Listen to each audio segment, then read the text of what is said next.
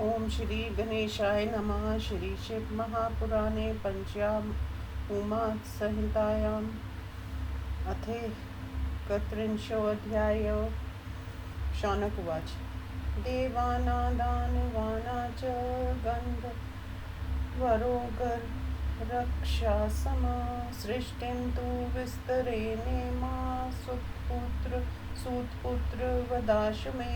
यदा नावगृधे सा तु वीरन्नस्य प्रजापति सुतां सुतपसा युक्ता यत्यसर्गकारणात् स मैथुनेन धर्मेण ससर्ज विविधा प्रजा।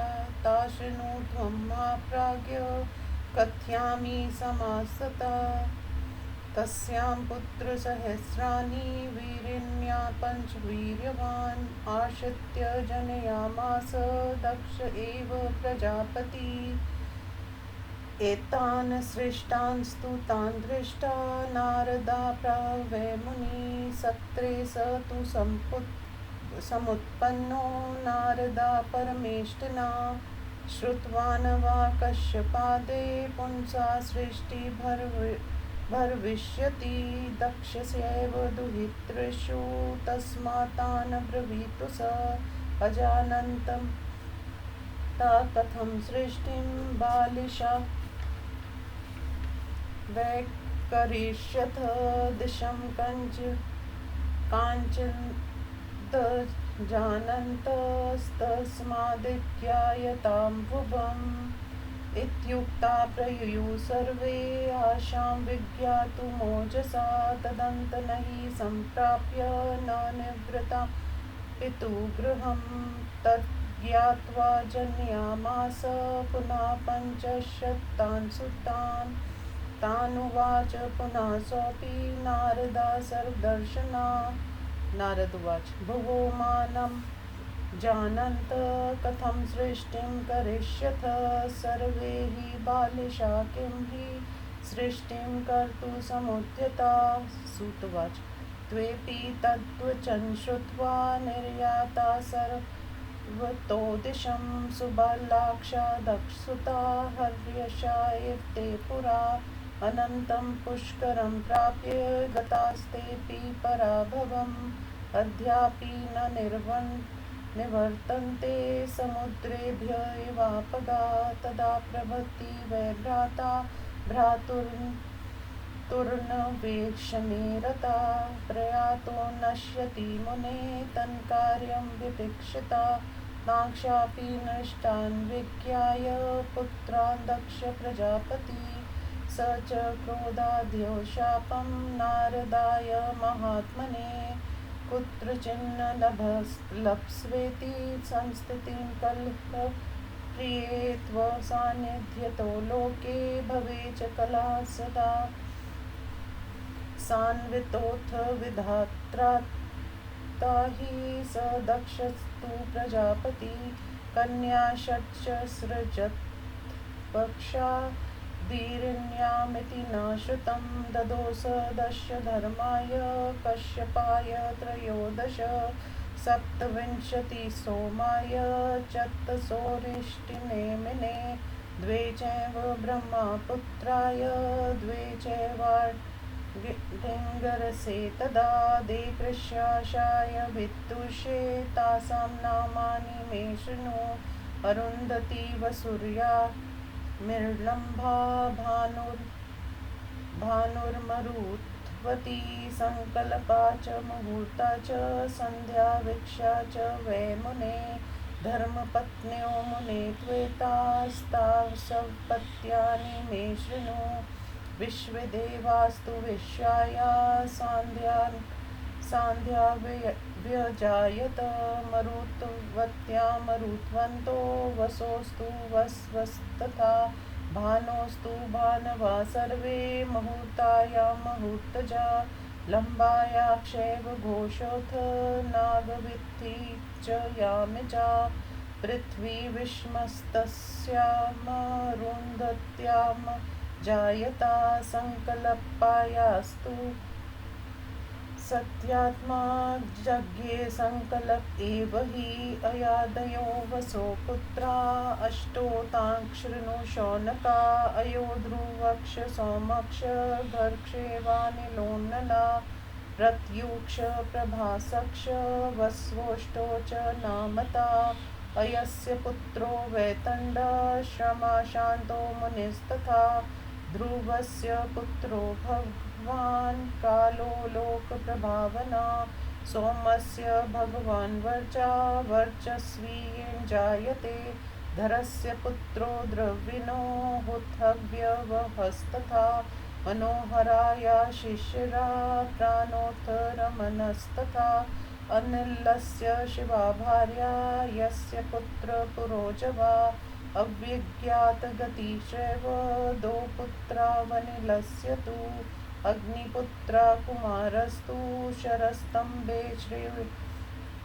श्रियावृते तस्य शाखो विशाखश्च नैगमे यक्षपृष्ठता अपन्त्य कृतिकाना तु कार्तिकेय इति स्मृता प्रत्युषस्य त्वभूत्पुत्र ऋषि नर्माना तु देवला द्वौ पुत्रो देवलस्यापि प्रजावन्तो मनीषिणो बृहस्पतेस्तु तु भगिनी वरस्त्री ब्रह्मचारिणी योगा सदा जगत्कृत्सना समन्तादश्च चर्तदा प्रभासस्य तु सा भार्या वसूनामष्टमस्य च विश्वकर्मा महाभागस्तस्य यज्ञे प्रजापति कर्ता शिल्पसहस्राणा त्रिदशाना च वार्तिकी भूषणाना च सर्वेषां कर्ता शिल्पवतंबरा यस्वर्वासा विमानानि देवताना चकारः मनुष्याशोपजीवन्ति यस्य शिल्पं महात्मना मतान्तर महारैवतोजो भवो भीमो वाम उग्रो वृषाकपि अजेकपाद हिबुर्धन्यो बहुरूपो महानिति स्वरूपायान प्रसूतास्य भार्यां रुद्राक्षं कोटिश तत्रैकादश मुख्यांस्तु तनामानि मुने शृणु अजेकपादि हिबुर्धन्यस्सत्वष्टा रुदक्ष वीर्यवान् हरक्ष बहुरूपक्ष त्रयम्बक्षा वृषाकपिक्ष शम्भुक्ष कपर्दिरैवतस्तथा एकादशैतते कथिता रुद्रा स्त्रीभुवनेश्वरा शतं त्ववेम समाख्यातं रुद्रा नाम मितोज सां शृणु कश्यप पत्नी नाना नामानि मुनिस्तत्सतम् इति श्री शिव महापुराणे पंच उमा संहितायां सर्गवर्णन नामैकत्रिंशोऽध्याय। हिंदी अनुवाद। शौनक जी ने कहा, हे सुपुत्र, देवताओं, दैत्यों, गंधर्वों, सर्पों तथा राक्षसों की इस सृष्टि को आप मुझसे विस्तार से कहिए। सूत जी ने कहा, जब वीरन प्रजापति की प्रजा की वृद्धि नहीं हुई तो सृष्टि के लिए तप में लगी हुई उस कन्या को बुलाया। हे महाप्राग, तब उसने धर्म से मैथुन द्वारा प्रजा की सृष्टि की। इसे तुम सुनो, मैं संक्षेप से कहता हूँ। दक्ष प्रजापति ने उस वारिणी से 5000 पुत्र पैदा किए। इनको उत्पन्न हुए देखकर नारद मुनि ने कहा, ये सब तो ब्रह्मा के सृष्टि यज्ञ में पैदा हुए थे अथवा कश्यप मुनि से सृष्टि होगी, ऐसा नारद ने सुना था। दक्ष की कन्याओं से कैसे सृष्टि हुई, ऐसा उसने उनसे कहा। बिना जाने मूर्ख कैसे सृष्टि करेंगे, बिना दिशा को जाने कोई कैसे लक्ष्य स्थान पर पहुंचेंगे। ऐसा कहकर वे सब दिशा को जानने को चले गए। पृथ्वी के अंत को ना पाकर पिता के घर लौट आए। ऐसा जानकर दक्ष ने पुनः 500 पुत्रों को पैदा किया। उनसे भी सर्वज्ञ नारद ने फिर कहा, नारद जी ने कहा, पृथ्वी के प्रमाण को बिना जाने ए मूर्खों, तुम कैसे सृष्टि करने को तैयार हो गए। सूत जी ने कहा, वे भी नारद जी की बात को सुनकर लाशव हर्षव जैसे पहले गए थे उनकी भांति सभी दिशाओं में चले गए। अनंत समुद्र को पार पाकर वे भी पराजित हो गए। वे आज तक उस प्रकार नहीं लौटे जैसे नदियाँ समुद्र से नहीं लौटी। हे मुनि, तब से लेकर भाई भाई को ढूंढने चला गया था, जो उधर ही रह गया और वह सृष्टि का कार्य नहीं हुआ। उन पुत्रों को भी नष्ट हुए जानकर दक्ष प्रजापति ने कुपित होकर महात्मा नारद को शाप दिया। हे कलह प्रिय, तुम कहीं भी स्थिर नहीं रह सकोगे, तुम्हारे सांध्य में संसार में सदा कलह होगा। तब ब्रह्मा जी ने दक्ष प्रजापति को शांत किया। फिर दक्ष ने वीरिनी से 60 कन्याएं पैदा की, ऐसा हमने सुना है। उसमें 10 धर्मराज को, 13 कैश्यप को, 27 चंद्रमा को, 4 अरिष्ट नेमी को, 2 ब्रह्मापुत्र को, 2 अंगिरा को तथा 2 विद्वान कृशाशव को दी। उनके नाम मुझसे सुनिए। हे मुनि, अरुंधति, वसु, यामी, लंबा, भानु, मरुत्वती, संकल्पा, मुहूर्ता, संध्या, विश्वा। हे मुनि, ये तो धर्म पत्नियां हैं, इनकी संतानों के नाम मुझसे सुनिए। विश्वा से विश्वदेव तथा संध्या से साध्यगण पैदा हुए। मारुतवती से मरुतवान, वसु से अष्टवसु, भानु से 12 सूर्य, मुहूर्ता से मुहूर्तज्ञ पैदा हुए। लंबा से घोष, यामी से नागविथि, अरुंधति से पृथ्वी विषम की उत्पत्ति हुई। संकल्पा से सत्यवादी संकल्प नामक पुत्र पैदा हुआ। हे शौनक जी, वसु के अय आदि जो 8 पुत्र हुए उनके नाम सुना। अय, ध्रुव, सोम, धर्म, अनिल, प्रत्युष, प्रभास, ये क्रमश 8 वासुओं के नाम है। अय के पुत्र वेतंड, श्रम, शांत थे। ध्रुव का पुत्र लोक प्रसिद्ध भगवान काल था। सोम के पुत्र भगवान वर्चा हुए, जिससे मनुष्य वर्चस्वी होता है। धर के पुत्र द्रविण और हुतहव्यव हुए। मनोहरा से शिशिर प्राण रमन नामक पुत्र हुए। अनिल की पत्नी शिवा से पुरोजव नामक पुत्र हुआ। अनिल के और भी 2 पुत्र अविज्ञात गति से हुए, उनका नाम अग्निपुत्र और कुमार था। ये सुशोभित सरकंडों के वन में पैदा हुए।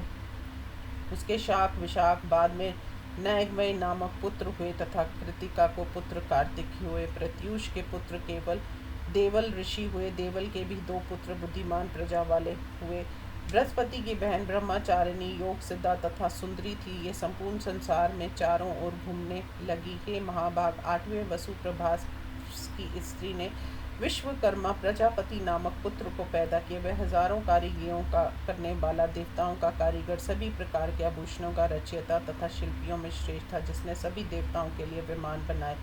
जिस महापुरुष के शिल्प से मनुष्य भी अपनी आजीविका करते हैं। दूसरा मत कहते हैं दैवत, अज, भव, भीम, वाम, उग्र, वृषा, कपि, अजैकपाद, अहि, बुर्धन्य, बहुरूप, महान। हे मुनि, स्वरूपा से उत्पन्न पुत्र की स्त्री ने 1 करोड़ रुद्रों को पैदा किया। उनमें 11 रुद्र मुख्य है, उनके नाम सुनो। अजैकपाद, अहि, बुर्धयत, वष्टा, रुद्र, वीरवान, हर, बहुरूप, त्र्यंबक, अपराजित, वृषा, कपि, शंभु, कपर्ति तथा रैवत। ये तीनों लोकों के स्वामी 11 रुद्र कहे गए हैं। हे मुनिवर, इस प्रकार अत्यंत तेजस्वी 100 रुद्र कहे गए हैं। अब कैश्यप की स्त्रियों के नाम सुनो। इस प्रकार श्री शिव महापुराण में सर्ग वर्णन नामक 31वां अध्याय समाप्त। ओम नमः शिवाय।